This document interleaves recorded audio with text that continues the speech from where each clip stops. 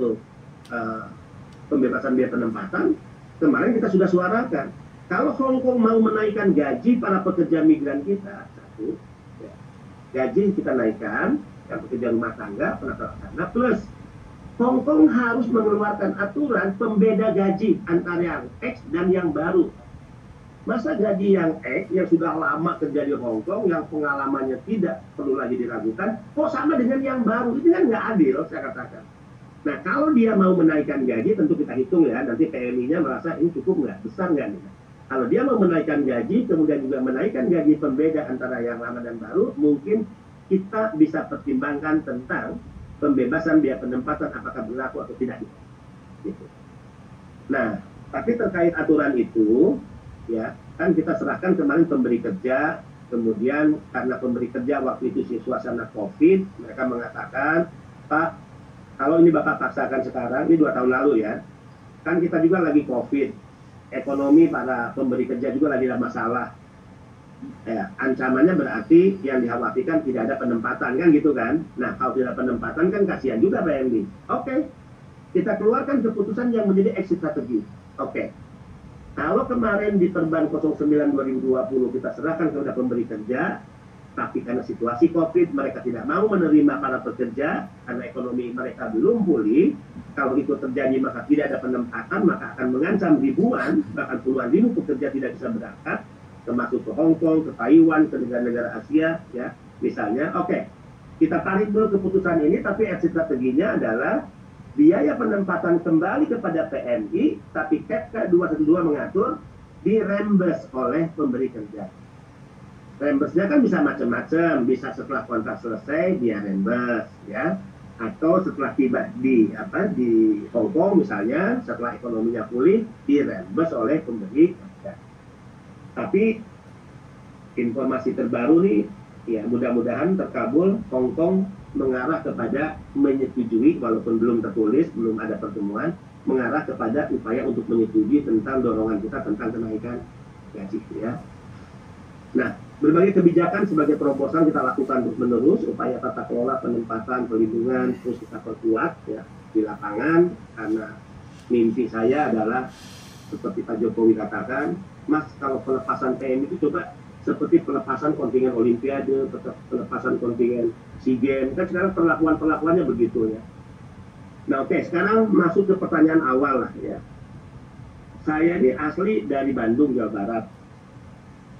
Nakal di masa saya studi SMA, ya saya tertinggal 2 tahun, akhirnya saya dibuang oleh orang tua ke Sulawesi Utara. Sulawesi Utara kenapa menjadi pilihan tempat pembuangan saya? Karena di sana ada kakak saya nikah dengan orang Manado yang saat tahun saya dibuang ke Manado, beliau menjadi camat di salah satu kecamatan Kabupaten Talaut, kabupaten yang berbatasan dengan Filipina. Ya. Nah, saya dibawa oleh orang tua saya, seorang ibu, bukan diantar oleh kakak laki-laki, oleh seorang bapak, tapi ibu. Ya, saya naik Kambuna 5 hari 5 malam di Tanjung Priuk. Bayangkan, kita nggak mampu naik pesawat, kita tidak mampu juga sewa kamar milik ABK, kita hanya tidur beralasan kita di Selasar, lalu lalang orang yang ada di kapal Kambuna.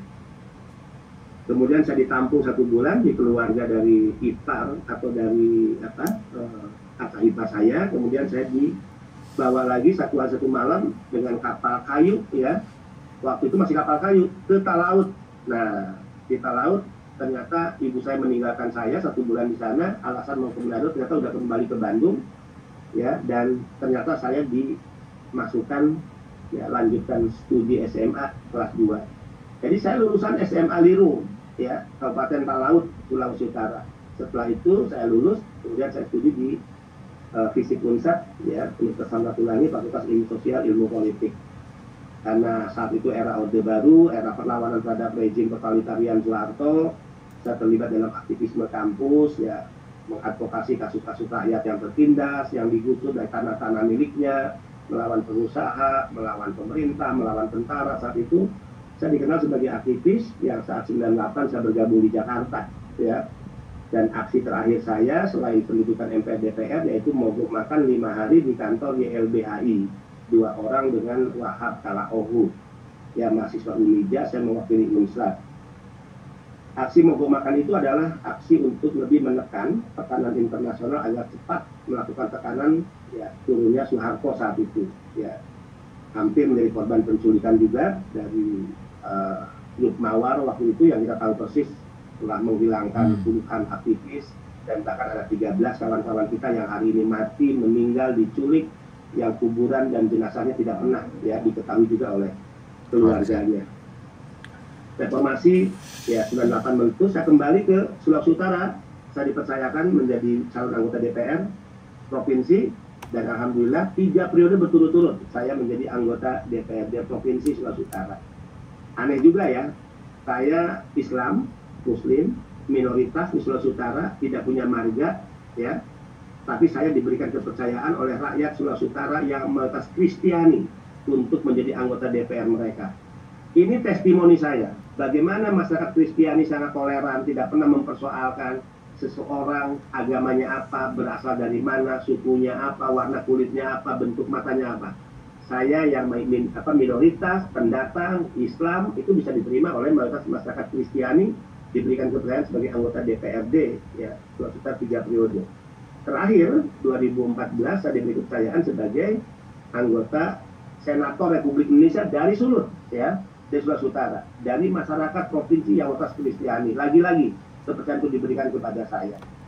Dan setelah tahun 2019, saya mengakhiri jabatan saya sebagai senator, saya masuk diajak oleh Pak Erick Thohir, Pak Jokowi, ke tim kampanye nasional Jokowi Maruf Amin, saya diberikan kepercayaan ya menjadi direktur kampanye dan 11 direktur di posisi PKN. Dan di luar dugaan, tiba-tiba saya diberikan kepercayaan oleh Presiden untuk memimpin BP2MI, sebuah badan yang saya mendapatkan pelajaran penting berharga dalam hidup, bahwa memang pada dasarnya agama telah mengajarkan kita bahwa kita diciptakan Tuhan untuk tidak hidup sendiri. Kita diciptakan Tuhan untuk bisa bermanfaat bagi orang lain.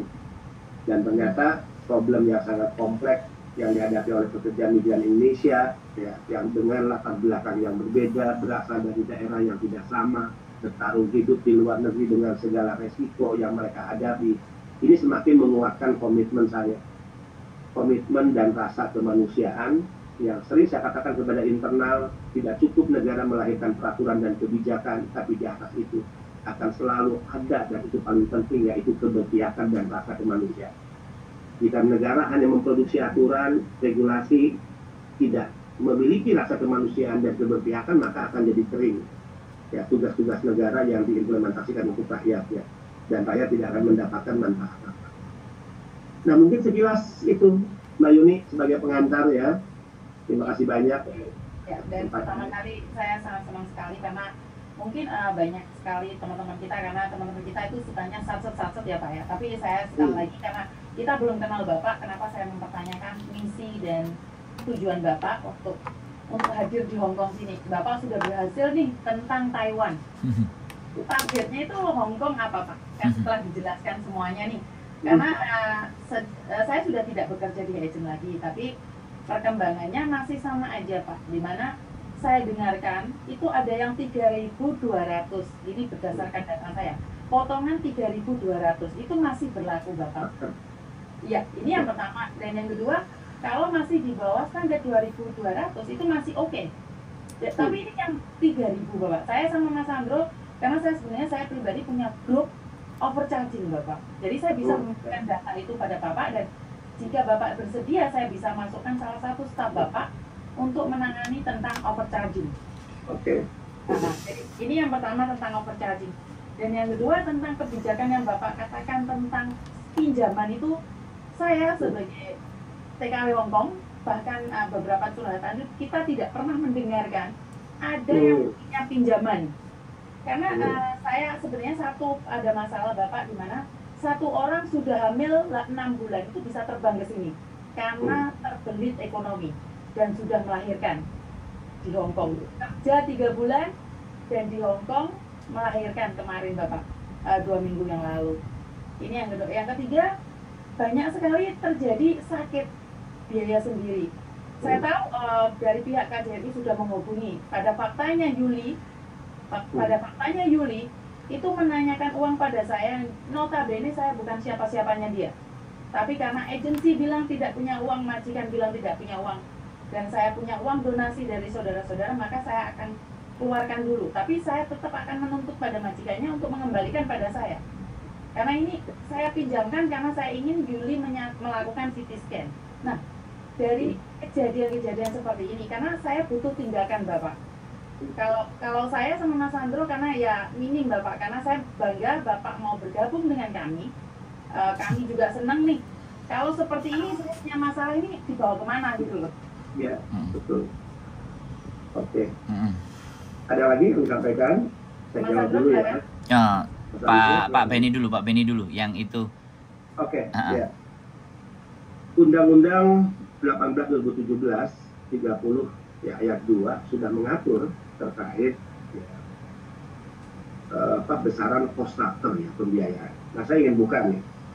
Berapa sih idealnya yang diatur oleh negara BP2MI sebagaimana mandat undang-undang tentang biaya penempatan orang untuk bekerja, ya. Nah, ini yang tadi kalau pembebasan biaya penempatan tadi berlaku normal, tidak ada COVID, maka ini kan zero ya, tidak ada pembayaran. Tapi karena kita exit strateginya 214 nanti di reimburse. Nah, sehingga jadi kita lihat ya, ini peraturan badan ya nomor 256 tahun 2023 tentang biaya penempatan pekerja migran Indonesia yang ditempatkan oleh perusahaan penempatan pekerja migran Indonesia kepada pemberi kerja perseorangan di Hong Kong. Komponen biaya, besaran biaya penempatan pekerja migran Indonesia ya. Satu misalnya pemeriksaan kesehatan. Pemeriksaan kesehatan itu berapa besar? 670.000. Apakah angka ini maunya BP2MI? Nggak bisa.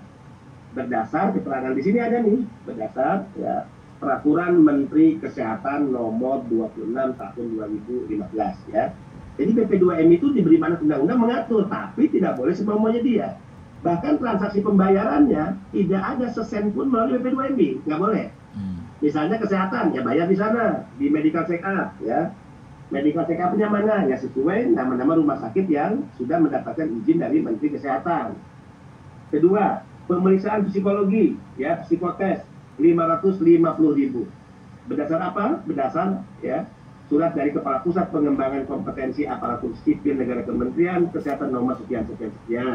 Dua komponen itu ya. Kemudian ketiga, paspor. Paspor untuk yang baru itu 0%. Yang berbiaya adalah mereka yang renew, ya. Nah, itu pakai biaya untuk paspor berikut. Yang baru nol, tidak ada. Nah, jadi kalau ada P3MI perusahaan yang bayar paspor ya sekian untuk yang baru, nah, itu tipu-tipu itu penipuan. Keempat, komponen kepesertaan jaminan sosial ketenaga kerjaan, jam sostek ya, itu hanya 37.500 untuk sebelum bekerja ya. Kemudian selama dan setelah bekerja 332.000. Ya udah kalau kita totalin hanya 370.000-an lah ya untuk asuransi. Manfaatnya apa? Tentu jika meninggal di cover asuransi, sakit di cover asuransi, kecelakaan kerja di cover asuransi. Nah, khusus ini saya pernah perang nih di DPR. Saya pernah ngamuk dan protes di DPR. Bahkan saat saya paparan di slide, sengaja di halaman terakhir itu bukan terima kasih.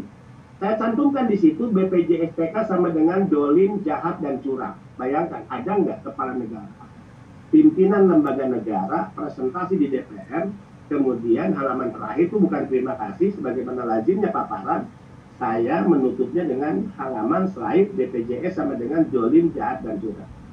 Ini juga problem nih. Ayo saya tanya, kenapa PMI nggak mau membayar BPJS saat dia renew? Karena saya katakan kepada DPR, kepada BPJS, ngapain mereka mau bayar, manfaatnya kagak ada, saya bilang, buat PMI kita. Ditanya oleh DPR, emang manfaatnya nggak ada? Nggak ada, saya bilang. Kalau meninggal oke, mereka pulang ke Indonesia, ya, kemudian bisa diurus, ya, klaimnya oleh keluarganya. BP2MI mengawal pengurusan itu, oke. Tapi yang sakit, curangnya di mana? Ini peraturan lagi nih, yang curang ini, yang jahat ini. Ternyata kalau sakit, PMI itu tidak bisa ya di-cover saat dia di luar negeri. Dia harus kembali ke Indonesia. Kenapa saya katakan peraturan ini jahat? Bagaimana bisa jika CC Yuni misalnya, Miss Yuni sakit di Hong Kong, CC Yuni nggak bisa mengklaim asuransi karena harus dirawat di Indonesia. Lalu saya katakan, kalian ini goblok atau bodoh ya? Saya katakan ke teman-teman yang BPJS. Kalau dari Hong Kong itu tiket berapa ya kalau pulang pergi itu minimal? 4.000. Lebih. 6.000 rupiah? 8 juta atau 10 juta, 9-10 juta. PP ya? PP. Coba bayangkan Miss Yuni, Bung Sandro, orang di Hong Kong PMI kita sakit karena tidak bisa di-cover di luar negeri, harus dalam negeri, dia keluarkan uang 10 juta untuk datang ke Indonesia agar dia dirawat. Padahal mungkin biaya perawatan hanya 5 juta, ya nombok lah 5 juta saya katakan. Jadi kalian membuat aturan yang dolim dan jahat kepada PMI, dan jangan-jangan orientasi kalian hanya mencari untung dari PMI. Buka lagi datanya. Coba Pak Yana buka data per hari. Saya buka nih. Uang PMI yang sudah masuk ke BPJS itu kurang lebih ya Pak Yana 546 miliar. Catat nih. 546 miliar uang PMI yang masuk ke BPJS. Oke, yang klaim asuransinya baru berapa Pak Yana? 28 miliar. Coba. Sehingga saya berani mengatakan BPJS untung banyak nih. Masuk ke dia 546 miliar. Yang di-cover ke PMI 28 miliar. Dia sempat berdalih sama saya begini, itu kan artinya bagus Pak, nggak ada PMI yang sakit ya, nggak ada PMI yang di-cover. Saya bilang bukan begitu, itu omong kosong. Lo jelas-jelas aturannya tertulis, jika sakit hanya bisa dilayani di dalam negeri. Itu kan akal-akalan, saya bilang tipu-tipu tuh. Nah, kadang-kadang kan saya itu kalau emosi ya asal jeplak aja lah. Kadang-kadang dengan orang-orang model begitu kan kita nggak bisa lagi bicara halus, bicara santun-santun tuh nggak bisa lagi. Nah, saya lanjutkan ya tadi kalau biaya dicatat ya.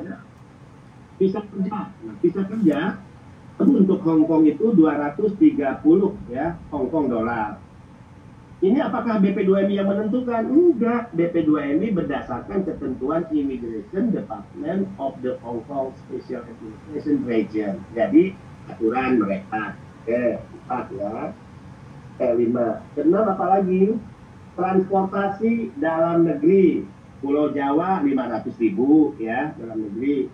Kemudian luar Jawa 2 juta ya. Kita ambil tertinggi ya. Ini kan memang nggak ada patokan, tapi kita ambil tertinggi. Tiket keberangkatan di sini 6 juta. Tiket pesawat kelas ekonomi menuju Bandara Hong Kong, harga tiket fluktuatif mengikuti harga pasar. Pada saat keberangkatan di Hong Kong kita jelaskan, fluktuatif ya. Jadi kalau saat itu 5 juta ya dia bayar 5 juta aja misalnya. Kemudian jasa perusahaan tuh, jasa perusahaan nih. Satu PMI ya, membayar ke setiap P3MI atau perusahaan sebesar 4.730 dolar Hong Kong ya. Ini berapa rupiah Bu? Tuh gede kan untung perusahaan 9 juta loh. Dia terima keuntungan dari satu PMI yang dia berangkatkan. Kalau satu perusahaan memberangkatkan per bulan 200 dikali 9 juta, udah berapa juta keuntungannya tuh? Terus mau ngapain lagi kalian? Terus mau ngambil apa lagi dari PMI? Terus mau menindak dengan cara apa lagi gitu? Nah, itu adalah komponen biaya yang dibebankan kepada PMI. Kalau di total berapa Bu ya? 600, 500, 800. Nah, jasa perusahaan ini kan tidak menjadi beban PMI, tapi dia keuntungan memberangkatkan PMI ditanggung oleh pemberi kerja. Jadi total biaya dari PMI ini tidak sampai 50 jutaan, 40 jutaan. Itulah yang kemudian ternyata overcharging terjadi. Nah, terkait overcharging ini kita nggak bisa compromise, nggak bisa ya. Saya mengkategorikan ini sebagai satu kejahatan, ya, satu kejahatan yang tidak bisa ditolerir. Sehingga dalam kasus-kasus overcharging kemarin di Hong Kong, kita sudah melakukan pemanggilan kepada beberapa perusahaan. Ya. 42 perusahaan kita sudah panggil. Ya, ada juga yang baik, perusahaannya langsung mengembalikan ya uang-uangnya ke beberapa orang, tapi ada juga yang belum. Saya ultimatum kepada yang belum. Jika Anda tidak mengembalikan uang itu kepada PMI, maka saya sebagai kepala BP2MI akan mengusulkan rekomendasi surat pencabutan izin bagi perusahaan-perusahaan itu yang pencabutan izin ini kita ya hanya sebatas kewenangannya rekomendasi, kita kirimkan ke Kementerian Market. Ya. Jadi kalau melihat data kita, wah udah banyak perusahaan-perusahaan yang kita minta rekomendasi dicabut izinnya. Tapi sayangnya kewenangan ada di Naker, bukan di kita. Saya pernah ngomong terbuka di media, kalau seandainya kewenangan pencabutan izin itu ada di BP2MI, udah ratusan perusahaan, Mbak Yuni. Kita cabut izinnya. Nggak ada urusan kita dengan mereka. Nggak ada urusan dengan perusahaan yang orang-orangnya bermental brengsek dan menindas eksploitasi kepada para pekerja migran Indonesia yang di otaknya hanya nyari untung, dapat uang banyak tanpa mempertimbangkan rasa kemanusiaan. Ini nggak boleh. Nah, negara ini nggak boleh kalah melawan ya mereka yang berpandangan dari sisi bisnis mereka, tanpa mengindahkan kemanusiaan, tanpa mengindahkan pembelaan kepada pekerja migran. Nah, ini satu contoh ya bagaimana negara dengan kebijakan cost structure sudah mengatur sebetulnya setiap negara-negara penempatan. Siap. Nah, ini sebetulnya bisa di ini di website kita, Bu ya. Ini kan dipublish ya. Ini Ya, kan siap. Cost structure itu dipublish bisa di inilah, bisa di copy oleh kawan-kawan. Siap. Oke, kita mau pelajari juga dan kita akan share di media sosial kita, Bapak. Jadi kita akan sosialisasi. Bentar. Ya, Pak Pendeta Gilbert, malam Pendeta. Ya, puji Tuhan Pendeta, terima kasih atas dukungannya. Ya. Ya, Pak Pendeta lagi di mana? Oh ya, Pak Pendeta, mohon doanya perjuangan kami, Pak Pendeta. Ya, Pak Pendeta. Ya, Pak Pendeta. Siap, Pak Pendeta. Ya, terima kasih, Pak Pendeta. Ya. Amin. Tuhan memberkati Pak Pendeta dan keluarga. Terima kasih. Terima kasih, selamat Pak Pendeta. Terima kasih. Terima kasih. Maaf Miss Yuni, ini kalau nggak diangkat kualat saya, pendeta loh, jangan lupa. Siap Pak. Oke. Teman baik saya, teman diskusi. Oke, Pak Benny, giliran saya kelihatannya pertanyaan dari Miss Yuni semuanya terjawab tentang persoalan overcharging ya, dan sudah beberapa teman-teman yang sudah memang melakukan. Boleh saya tambahkan nggak? Siap. Tadi Mbak Yuni dengan Mas Sandro ini kan lagi ya membuat grup tentang overcharging. Siap. Tolong bantu kami dong ya, perkembangan di lapangan sudah seperti apa, apakah ada penambahan korban-korban, kemudian ada nggak solusi misalnya dari Miss Yuni, kemudian Mas Sandro, hasil diskusi dari kawan-kawan ya, seperti apa misalnya gini. Exit strategi atau solusi yang paling cepat dan baiknya ya. Tolong sampaikan pada. Betul. Jadi itu sudah beberapa kali teman-teman datang ke saya, terus akhirnya beberapa orang sudah mediasi. Dan yang sudah disebutkan sama Pak Benny bahwa 42 perusahaan yang disebut, berapa korbannya itu kan ada di live-nya, saya juga lihat. Dan itu nyata terjadi dan teman-teman tinggal menunggu hasilnya. Antara dikembalikan apa enggak, tapi saat live itu kan saya sebut nama-nama perusahaan. Betul. Nama perusahaannya disebut, terus jumlahnya. Contoh ya, saya itu paling nggak peduli lah mau nyebut perusahaannya, iya, betul. Direkturnya, nggak ada urusan, saya nggak cari makan dari mereka. Siap. Yang memberi makan saya negara dan uang negara itu bersumber dari para PMI. Sehingga posisi saya membela PMI, bukan membela pengusaha-pengusaha brengsek, nggak ada urusan saya. Jadi itu sudah sangat tegas dan beberapa yang mediasi sempat di konten saya juga ada dan sampai detik ini mereka belum telepon lagi ke saya. Berarti saya berarti itu perbaikan benar. Karena kalau dia masih mengeluh kan dia telepon lagi. Gimana ini kan seperti itu. Nah, yang sekarang ingin saya sampaikan adalah di sini kan agent di Hong Kong, kemudian PT di Indonesia. Ini kan kalau agent di Hong Kong itu pasti di bawah naungannya KJRI. Agent yang diberikan izin, yang diberikan bahwa ada anak bisa terbang nanti bisa merekomendasikan akhirnya imigrasi Hong Kong itu memberikan kan itu dari KJRI. Nah, kemudian PT, nah ini PT. Kalau PT tadi Bapak Benny bilang bahwa itu dari Naker ya, dari ketenagaan kerja yang memberikan izin. Nah ketika Pak Benny berjuang, itu kan pasti harus sinkron kepada sama badan-badan tersebut kan. Dengan Nakernya harus ada sinkron bahwa PT ini melakukan ABCD bla bla bla bla, korbannya sekian. Nah kemudian di KJRI pun datanya teman-teman kan juga sudah masuk. Dari situ dari KJRI pun ada datanya PT harusnya. Nah, setidaknya PT-PT yang sudah bleset ini kan sudah sangat jelas dari kedua data tadi. dari korbannya sendiri, yang kedua kan KJRI. Jadi dari itu BP2MI bisa memberikan pelaporan ke Naker bahwa PT yang memang memberikan lebih-lebih ini sudah langsung ada konsekuensinya. Nah, kemudian saya melihat dari sisi korban. Nah, saya bertanya, teman-teman yang berangkat, apakah perjanjian tanda tangan pada saat PAP, ya selesai itu kan mau pemberangkatan tuh, dia selalu harus tanda tangan terhadap beberapa perjanjian atau beberapa kertas. Nah, pada saat perjanjian itu mereka tidak mendapatkan salinannya, kopinya. Nah, disitulah akar permasalahannya. Overcharging bisa dilihat karena dia menandatangani sesuatu yang dia tidak pegang kopinya.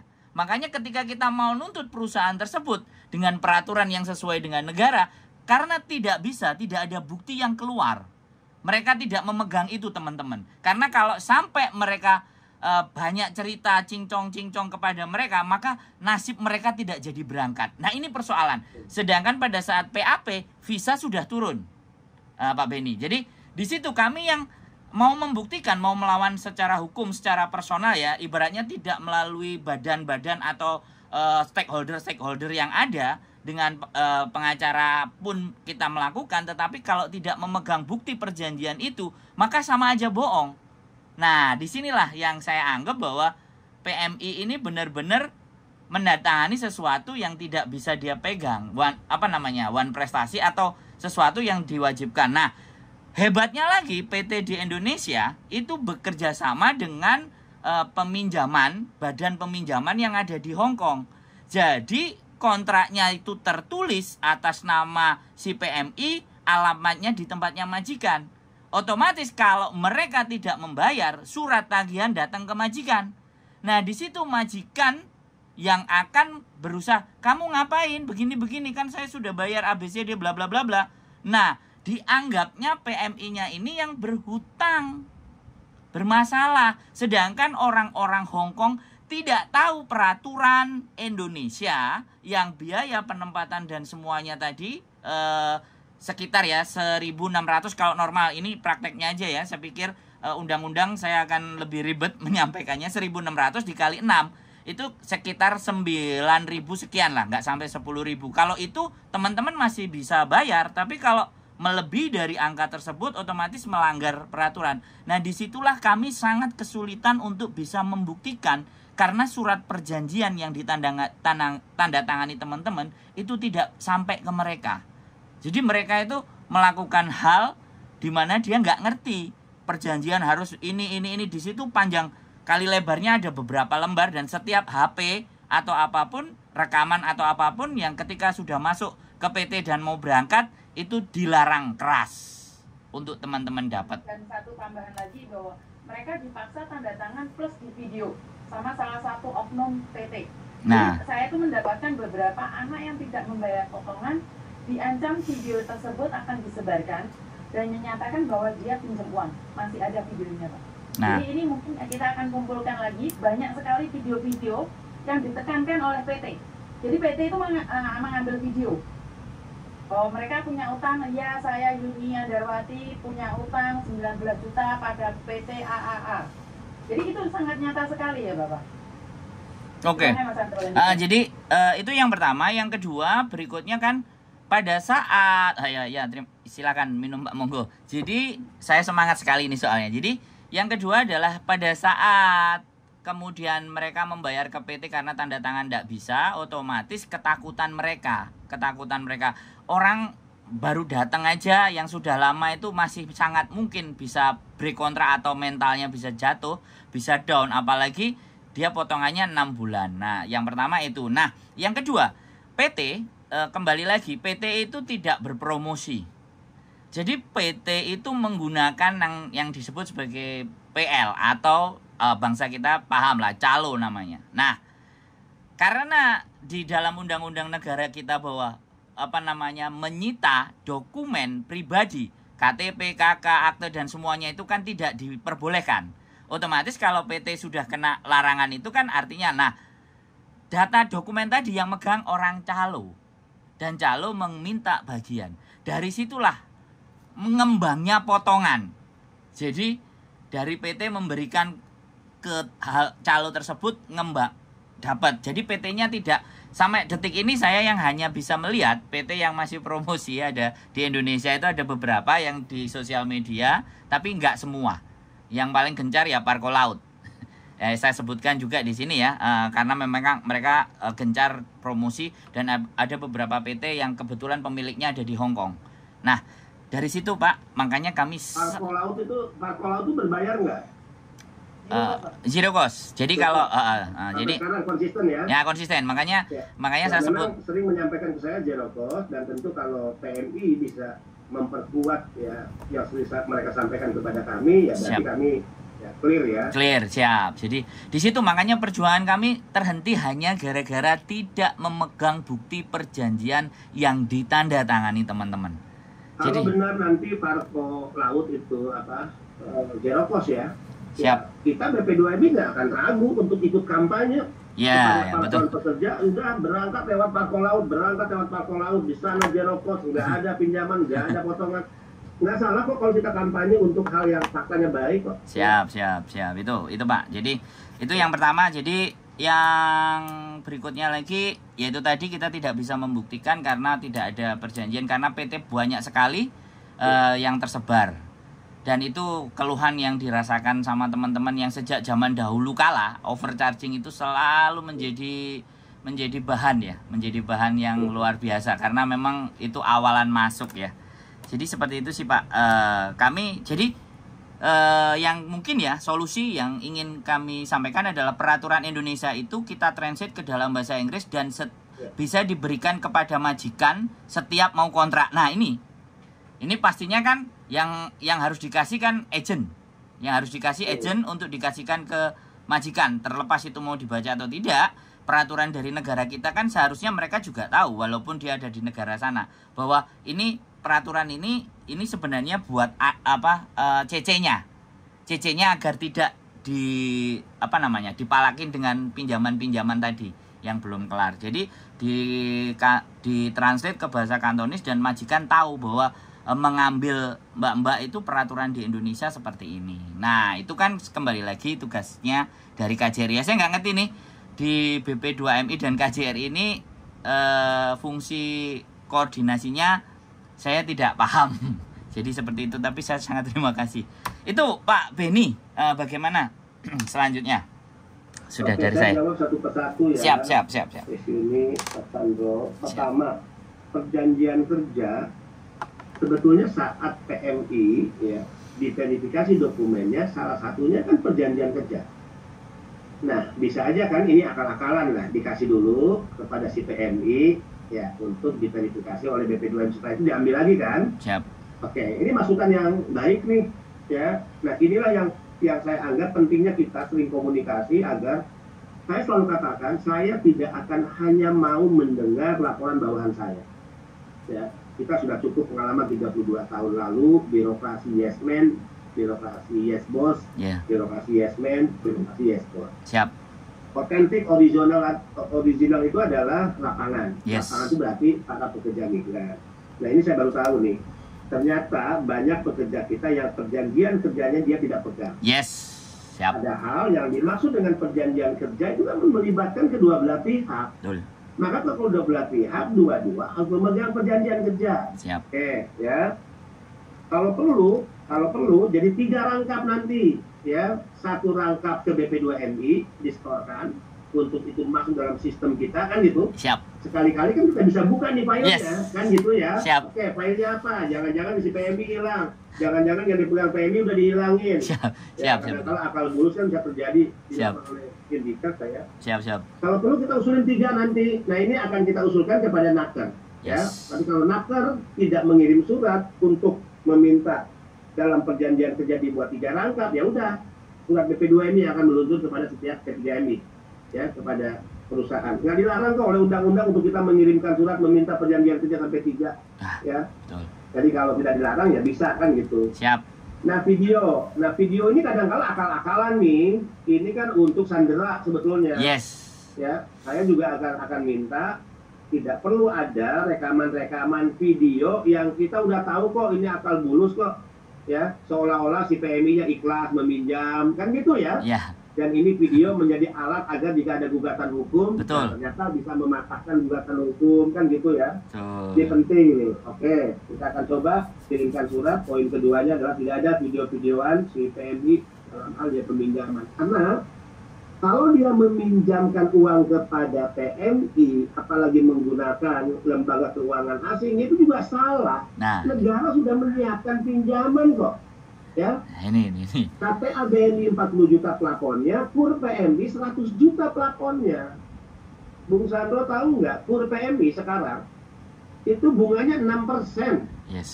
Dan directly PMI bisa meminjam ke bank, tidak boleh meminjam ke koperasi simpan pinjam. Mampus tuh koperasi simpan pinjam itu. Iya. Ya.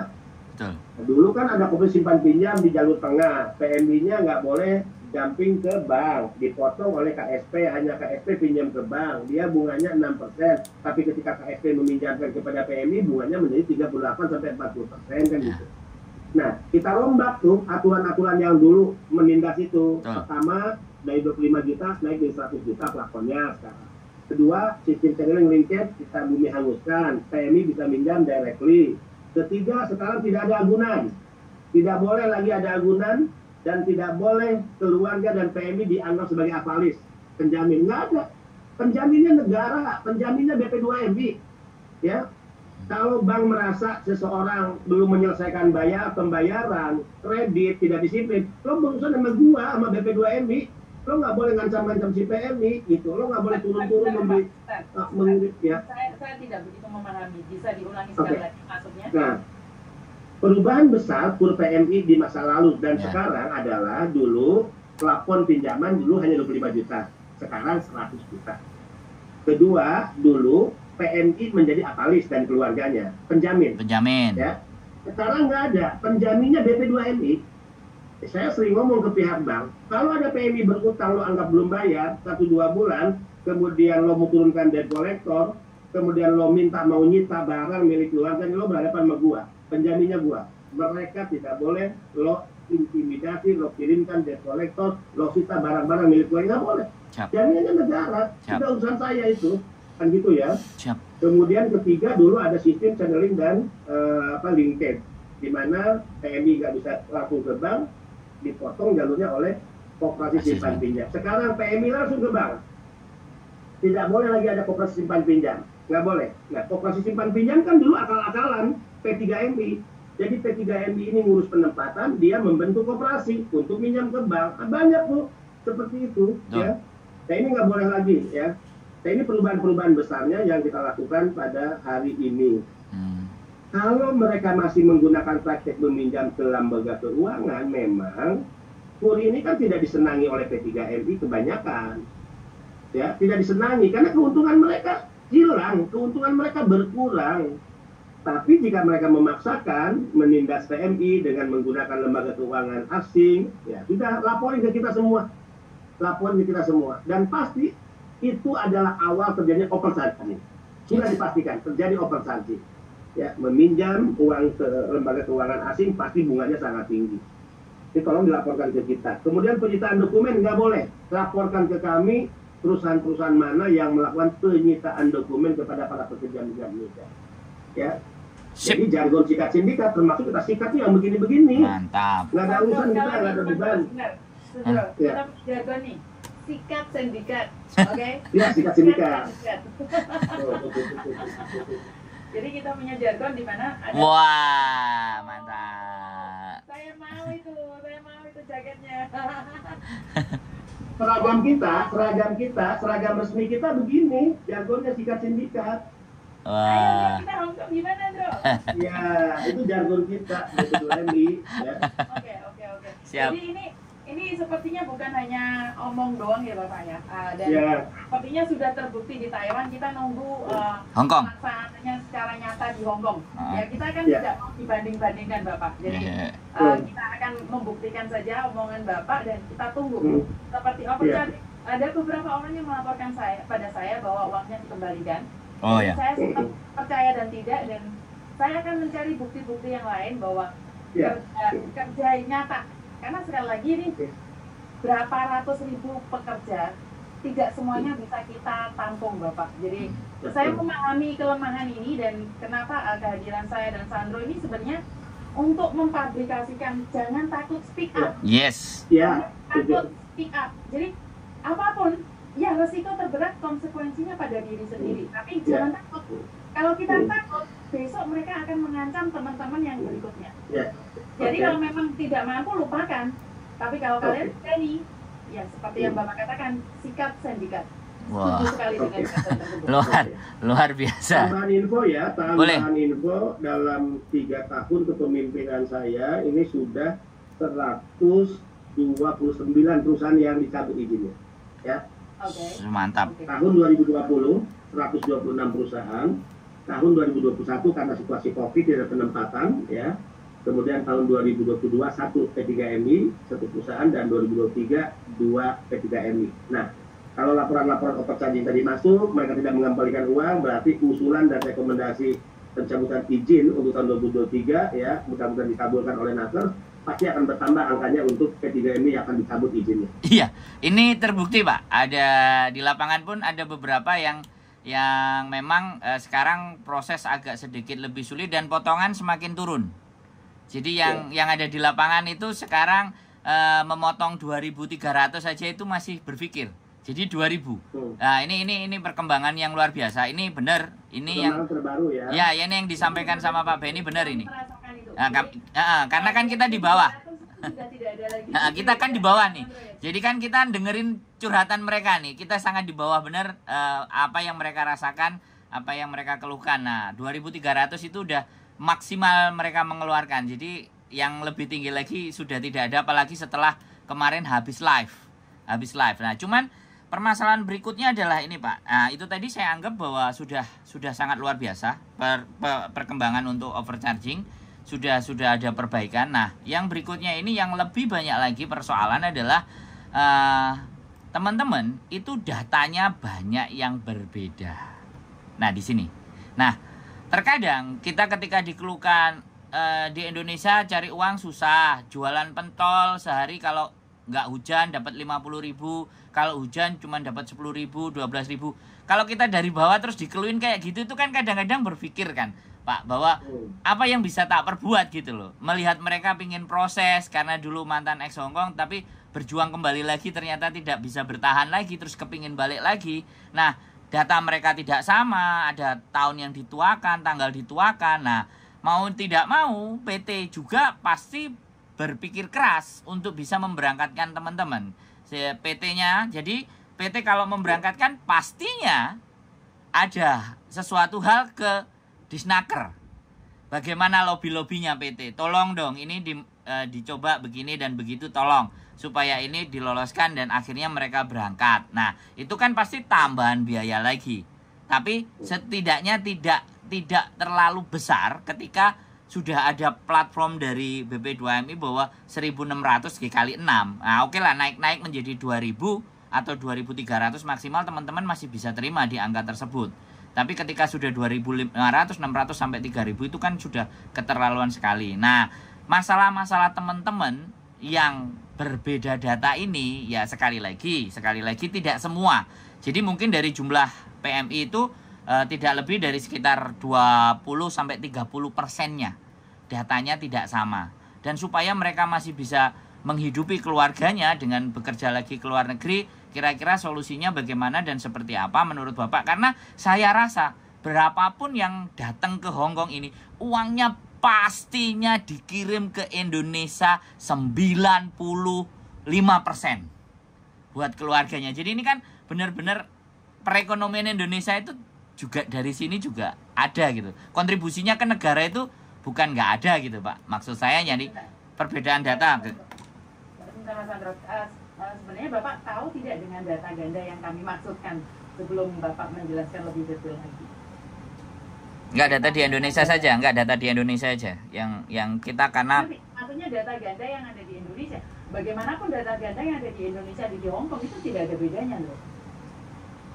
Jadi karena mereka dulu tahunnya lahir dituakan atau dimudahkan atau diapakan, kan itu yang menjadikan mereka menjadi data ganda. Oke, kita tunggu. Benar nggak? Jadi nama mereka berubah. Sekarang sudah berangkat lagi. Jadi ini yang harus Bapak, mungkin ini masih baru untuk di Indonesia. Di Hong Kongnya sudah ada perbaikan dan sudah ada pelunakan. Nih di Indonesia kan belum ada nih yang data ganda bisa dilunakkan secara langsung. Yang melunakkan kan semuanya PT, dan PT meminta uang. Uang tekanannya pada Kembali ke teman-teman. Ke teman-teman. Dan itu pemerintah belum pernah menyentuh sama sekali tentang data ganda. Padahal data ganda yang membuat itu Indonesia, bukan Hong Kong. Yang membuat PT. Yang membuat PT. Yang memberangkatkan pertama di awal. Siap. Siap, Pak. Oke. Siap. Ini jujur ya. Siap. Informasi ini baru pertama ya saya terima nih. Siap. Dan saya bersyukur ya. Saya tuh nggak pernah loh 3 tahun mendapatkan informasi dari bawahan saya. Saya kan kalau ngomong pahit-pahitan gini nih. Siap. Staf saya ada di belakang nih 2 direktur. Siap. Saya nggak pernah mendapatkan informasi bahwa ada data ganda. Yang saya tahu terkait paspor tidak mungkin ada data ganda ya karena berbasis ya Dewan NIK gitu kan yang membuat imigrasi. Ya itu kewenangan mereka gitu kan. Siap. Nah, ternyata tadi di Hong Kong begitu banyak, di sana ada sistem pelunakan. Nah, bagaimana dengan Indonesia? Oke, ini menjadi catatan saya. Siap. Untuk saya nanti selain dibantu oleh Miss Yuni dan juga Bung Sandro, Siap. ayo dong, ya berapa banyak yang terdetek di Hong Kong mereka-mereka yang data ganda tersebut. Oke. Kita compare nih, kalau di tim kami kita yang compare ke imigrasi. Kita akan undang imigrasi. Ini kenapa sampai muncul data ganda? Apakah kesengajaan? Apakah permainan? Ataukah kegelapan? Kan gitu ya? Siap, siap. Gitu. Kalau ini permainan, ya, ini kecurangan, sikat, kan gitu. Kalau ini kehilapan, yuk, ayo dong kita perbaiki sama-sama. Kan ini data penting loh bagi para pekerja migran Indonesia. Kesohihan data itu adalah bagian akurasi bagi sebuah perlindungan. Kalau data tidak sahih, tidak valid, bagaimana negara memberikan perlindungan? Gitu. Ya, maka akan menjadi omong kosong dengan perlindungan. Tolong dibantu terkait data ganda ini ya, Miss Yuni ya. Oke. Perlu PMI-nya ajak melapor, PMI-nya ajak melapor tentang data ganda. Nah, Bapak, karena ini ada beberapa masalah yang dimana dari, sorry saya nyebutkan KJRI, dimana sudah nyata-nyata nih ada amendment-nya, buat paspor di Hong Kong pun nggak bisa kalau nggak ada KTP. Padahal saya rasa KJRI sudah tahu nih kalau banyak sekali dari TKW kita itu kelahirannya nih, kayak saya nih sebenarnya kelahiran saya itu 90, tapi karena saya ingin jadi pembantu di Hong Kong, saya berubah jadi 80. Itu ada amendment. Dan untuk melakukan berarti patut dicurigai kesengajaan dong ya. Ya, jadi oke, Miss Yuni, itu bukan Bapak. Itu saya adalah PT. Pak, aku buat saya tidak bisa bekerja kalau tidak umurnya seperti itu. Oke. Jadi Mas Sandro. Itu yang pertama tentang umur ya. Tapi yang sering terjadi adalah nama diganti, Bapak. Mungkin Bapak ini pertama kali juga mendengar. Jadi nama saya itu Markona.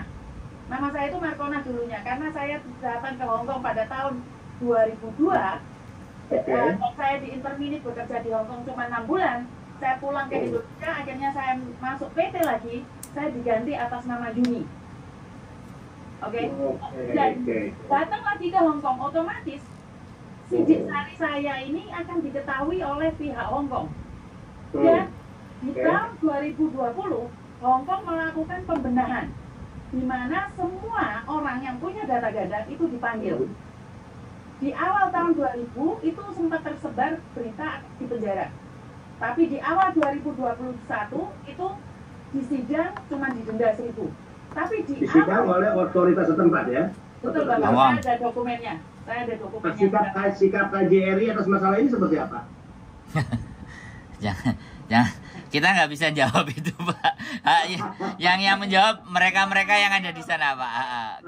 Kita tidak bisa menjawab untuk hal. Kan warga negara Indonesia dilindungi, masa dibiarin itu ada masalah. Iya. Boleh tanyakan sama Mbak yang bagaimana mereka mengadu. Kita sadar diri, sadar posisi dan sadar rai kita, Pak. Kita siapa? Yang pertama itu. Saya pernah mencoba untuk berbicara dan ingin berbicara, tapi saya seperti sudah down bahwa tidak akan ada pejabat yang mau ngobrol sama kita. Yes. Karena saya sendiri tahu, sadar rai, sadar posisi. Jadi saya tidak berani menanya itu. Saya lanjutkan tadi Bapak, tahun 2020 diberitakan ada yang di penjara. 2021 didenda 1.000. Karena saya 2021 ini saya aktif ikut sidang Bapak. Dan di 2023 itu tidak didenda, cuman hukumannya sama dengan tuntutan 3 bulan penjara. Karena mereka menyatakan tidak tahu, maka mereka diringankan di tuntutan pertama oleh imigrasi Hong Kong. Akhirnya mereka dituntut 4 minggu penjara, tapi tidak diberlakukan, diberikan apa sih namanya, dibebaskan untuk 2 tahun tidak boleh melakukan kesalahan. Oh ya. Jadi komitmen hukuman ringan. Tahanan ditunda selama 2 tahun tidak boleh melakukan kesalahan kecil, kriminal kecil. Nah, ini yang dilakukan oleh Hong Kong. Hong Kong sadar nih kalau semua orang data ganda, dipulangin, di penjara, nggak ada pembantu. Nggak ada, betul Pak. Mereka melunakkan peraturan. Melunakkan peraturan, saya ada Pak surat-suratnya ini Pak. Saya pegang semuanya surat-suratnya. Nah, dari situlah apakah Indonesia tuh pernah dengar nggak pemerintahnya kalau ada data ganda? Pernah dengar nggak kalau saya itu dulu namanya Markona diganti Yuni? Pernah tahu nggak kalau saya itu kelahiran 90 diubah jadi 80? Apakah itu jadi rahasia saja atau pernah diungkap di sebelum-sebelumnya? Ini sebenarnya yang lama yang kita ingin tanyakan pada pejabat, tapi hanya Bapak yang kebetulan ada waktu sama kami. Yang punya hati buat kami. Ya, terima kasih. Ya, kalau melihat ya kasusnya seperti yang dipaparkan gamblang oleh Miss Yuni Bung Sandro, saya bisa menyimpulkan ini kesengajaan. Yes. Ini bagian dari permainan. Siap. Dan ini bisa dikategorikan ya terkait jati diri, ini kejahatan dong. Siap. Ya. Kan pemalsuan dokumen itu kejahatan loh, ya. Siap. Ini ada pidananya dan yang dikorbankan siapa? Ya, dipalsukan dimulai dari Indonesia, masuk ke negara penempatan, kemudian bermasalah di sana. Harus menjalani proses hukum. Berjuang untuk proses hukum sendiri lagi. Yes. Nggak ada yang ngurus, nggak ada yang dampingi, nggak ada yang menyiapkan pengacara, nggak ada negara adil untuk melakukan pembelaan misalnya. Ada Bapak, pengacaranya ada ya. Hong Kong. Iya, pengacaranya Hong Kong. Bono ya. Sebentar, Miss. Tapi Sebentar, gimana ya kalau orang Hong Kong lebih peduli kepada warga negara kita dibandingkan negaranya sendiri? Ya, itu Pak. Itu juga kejahatan. Tapi yang ngomong itu kejahatan biarkan saya, Bro. Ya. Oh iya, siap. Biarkan saya. Jadi makanya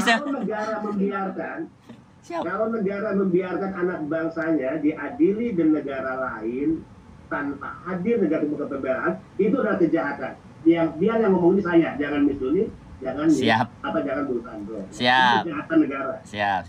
Nah, ini menarik. Besok kebetulan saya punya jadwal dengan Pak Yuda ketemu ya, Direktur TNI dan Dirjen Protokol. Kita ada ketemuan nih besok. Ya, saya akan menyampaikan masalah ini. Ini sudah dicatat oleh Ibu Yani.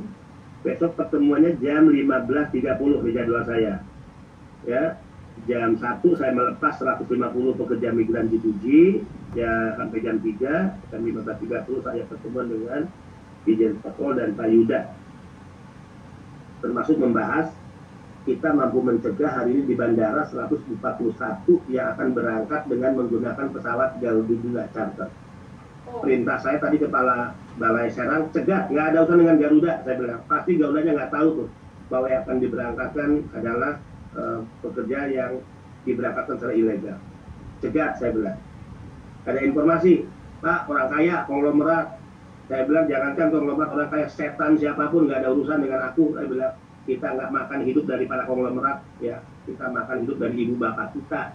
Dan ibu bapak saya udah meninggal. Jika saya berbuat jahat pada negara ini, bapak ibu saya pasti nggak tenang di kuburannya.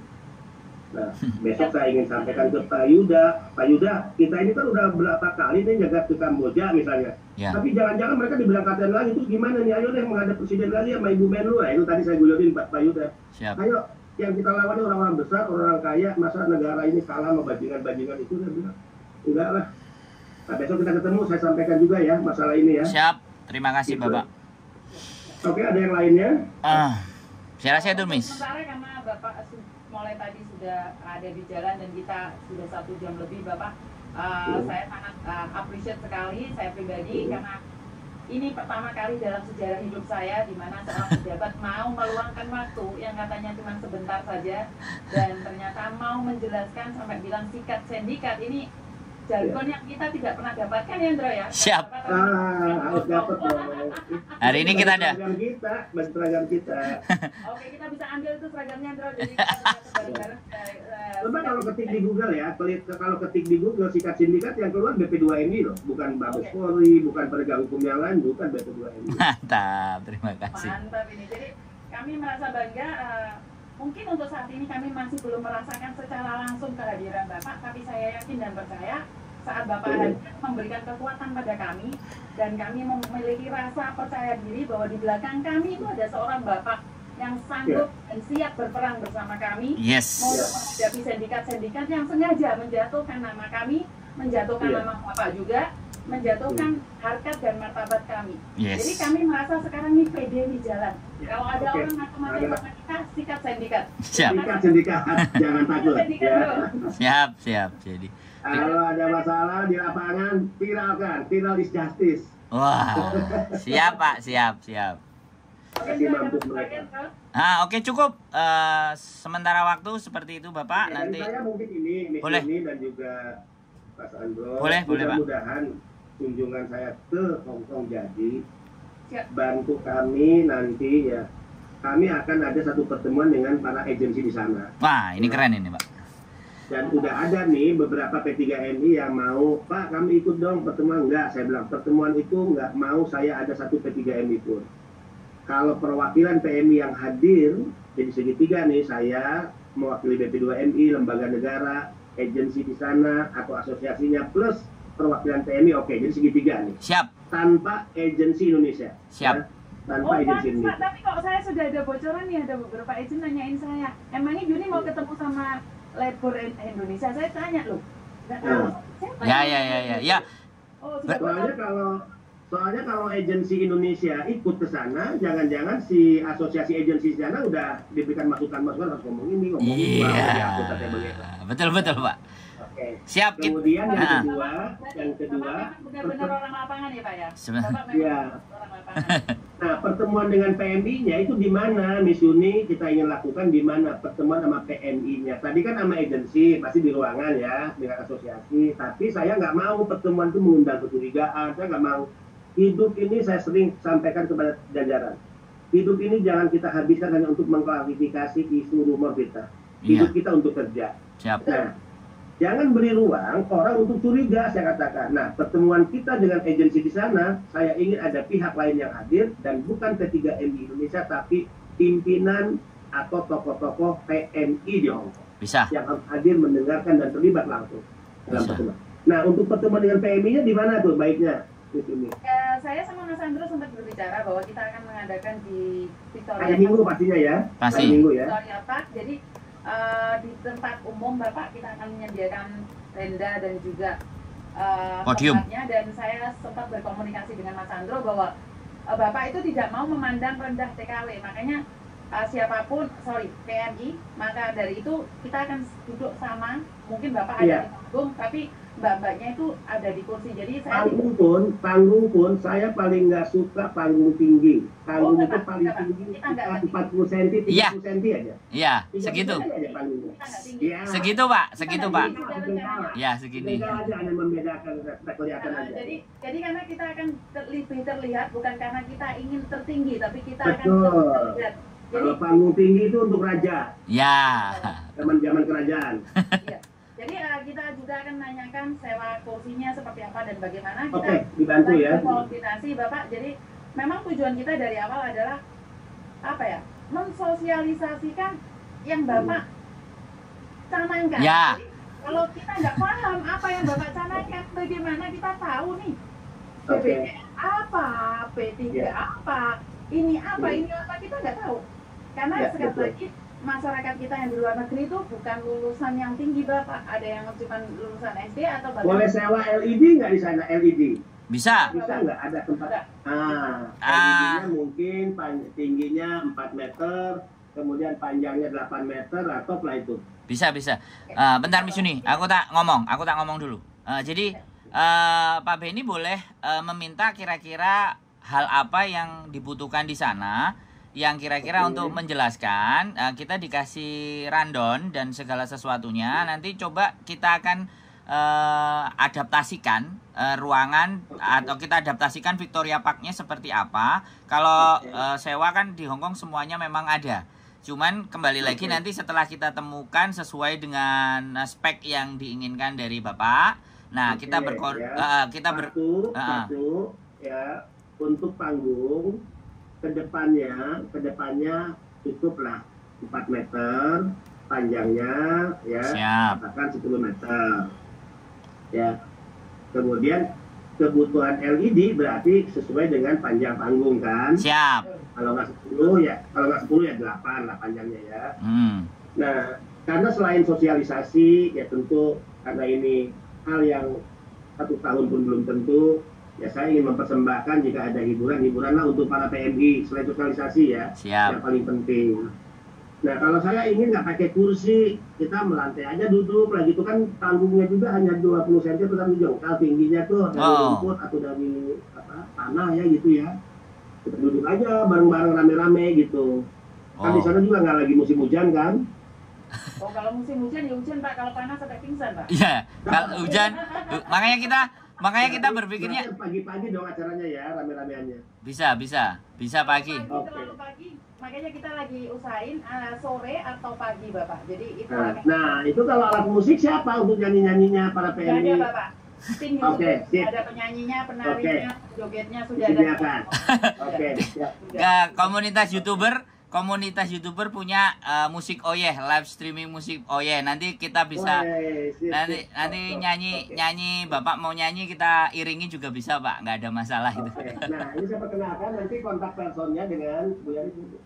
Ini Bu Yani. Siap. Beliau direktur tadi saya sudah perkenalkan dan yang akan juga ikut mendampingi saya ya. Nanti bisa dicatat nomornya Bu berapa? Ya, boleh. Nomornya? Nomor 08 471 Oh 571 790 4030. Saya ulang ya. 08571 790 4030. Ya. Siap, terima kasih. Dan nomor Ibu terpublikasi secara langsung dan tidak langsung. Kalau Ibu tidak bisa tidur, boleh cari mereka. Ibu siapa namanya Bu? Ibu Diani. Ibu Diani. Oke. Sekarang saya pantau. Saya bilang jangan kalian menganggap kepala badan udah tidur loh. Saya intip mana WA yang masih aktif kan ketahuan loh. Jadi mereka nggak boleh tidur di sebelum masuk jam 2 pagi. Waduh Pak. Kejam sekali Pak, jangan Pak. Jadi Pak, karena stamina itu butuh juga. Jadi saya akan melaporkan juga Ibu. Jadi jangan sampai jam 2 Bu, karena paginya saya butuh. Siap. Stamina Pak. Jadi kadang-kadang sampai jam 2, kadang-kadang jam 10 juga bisa tidur Bu. Jangan difokus. Jadi ini adalah satu kebahagiaan saya pribadi. Pejabat negara mau membagikan nomornya di pabrik, dan saya sangat paham bahwa tidak semua bisa tercakup karena saya sendiri aja bukan siapa-siapa, ribuan SMS Bu ke saya. Jadi saya sadar karena saya sendiri bukan public figure ataupun pejabat ya, tapi kalau boleh cek ini ada 11.254 SMS yang belum bisa saya jawab, dan termasuk miss call ya Bu ya. Oke. Miss call-nya itu satu hari itu 100 sampai 200 miss call. Sudah hampir dibilang call center. Ini bagian dari call center aduan-aduan teman-teman. Jadi seperti itu. Jadi saya YouTube, Pak. Nah, secara siap. Banyak cara Tuhan Yes. untuk menggunakan seseorang sebagai alatnya. Siap. Mudah-mudahan Mas Andro dan Mbak Yuni sebagai alat Tuhan yang akan Tuhan membantu. Siap. Amin. Semoga kita semua diberkati Tuhan dan kita semua bisa menjadi satu Bapak, dan seperti jargonnya Bapak, kita akan punya jargon juga di mana sikat sindikat buat kita juga. Jadi kita akan, kalau bisa kita buat jaket Bro, masa kalah sama yang sana Bro? Siap. Ya. Aku bawain nanti jaketnya. Terima kasih. Siap. Sebenarnya gitu ya aku mau Bro. Sebenarnya aku nunggu Bapak ngomong. Oke, sudah. Oke. Jadi itu aja dari kami Bapak, saya sangat appreciate seperti yang saya katakan tadi. orang baik akan berkumpul dengan orang baik, dan semoga kita adalah orang-orang baik tersebut. Dan kalau ada kata-kata dari kami, Mas Andro dan juga tim, karena sebenarnya masih banyak sekali pertanyaan dan mereka menyarankan tiap seminggu sekali kita berbicara satu sama lain. Dan kalau ada kata-kata yang salah, saya minta maaf, dan wassalamualaikum warahmatullahi wabarakatuh. Waalaikumsalam, Tuhan memberkati kita semua. Sehat selalu, Miss Yuni, dan seluruh pekerja migran Indonesia. Selalu tetap optimis dan tetap menjadi Indonesia. Siap. Merdeka. Langsung pamit, terima kasih. Matur sembah nuwun, terima kasih. Langsung rapat kita nih. Ya, siap. Lanjut. Terima kasih. Oke. Terima kasih. Oke, Mas Andro, kita lanjutkan lagi. Ini adalah sesuatu yang sangat bagus sekali ya, Mas Andro. Mungkin tidak banyak yang tahu atau bahkan tidak banyak yang paham dengan misi yang ada. Ini adalah kekuatan dari Mbak Neti ya, Mas Andro ya. Bisa dibilang kekuatan Mbak Neti. Jadi apa yang terjadi hari ini, saya ucapkan banyak-banyak terima kasih sekali buat Mbak Neti yang buat teman-teman. Buat teman-teman semuanya, nanti bingung kalau ada yang namanya Neti. Semua buat teman-teman. Neti ya, bukan ya teman-teman semuanya. Ya, teman-teman. I love you full buat kalian, dan kita tunggu aja, dan kita sudah sarankan sama Pak Benny bahwa hari Minggu kita akan ketemuan. Dan sebenarnya saya ini lagi diinboxin beberapa agent yang nanyain, kamu akan ketemuan sama pegawai Indonesia ya, padahal saya sendiri tidak tahu yang dimaksud adalah Pak Benny. Miss, jangan-jangan kamu orangnya agent juga ya? Sepertinya dulu iya. Sepertinya dulu iya. Tapi sekarang saya bukan. Ini kan gaji yang saya nggak mau. Sudah bersyukur dan alhamdulillah dapat gaji dari YouTube. Jadi saya lebih fleksibel, lebih satset. Dan ada Puspa keluar perang. Tidak